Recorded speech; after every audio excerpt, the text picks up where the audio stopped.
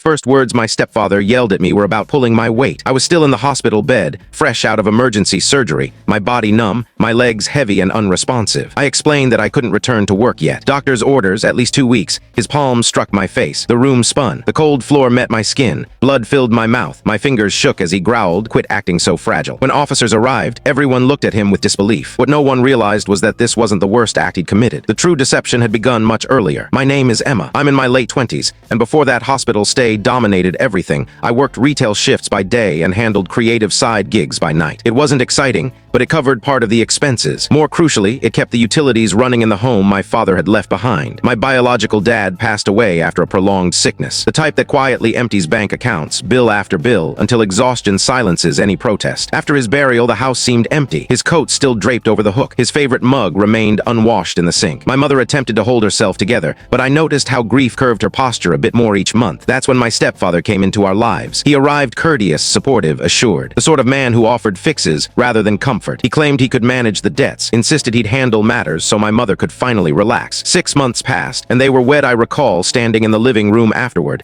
observing him haul cartons inside as if he'd always been part of the place. Initially, nothing seemed off. Then minor details began to change. Statements no longer appeared on the counter. Transactions were taken care of. My mother quit reviewing balances because she no longer had to. When I inquired, I was advised not to fret. When I persisted, I was reminded how fortunate we were to have someone ready to lead. Mom grew weary, then absent-minded. She'd trail off mid-thought, gaze at the burner as if unsure why it was lit. My stepfather dismissed it as tension. He placed supplements in front of her each morning, arranged precisely on the counter, and observed until she took them. I continued working. I contributed rent to remain in my old bedroom. I convinced myself this was maturity, negotiation, kinship. Then my appendix burst. The agony hit suddenly and fiercely. I can't tell what happened next in short video. The full story on channel link below.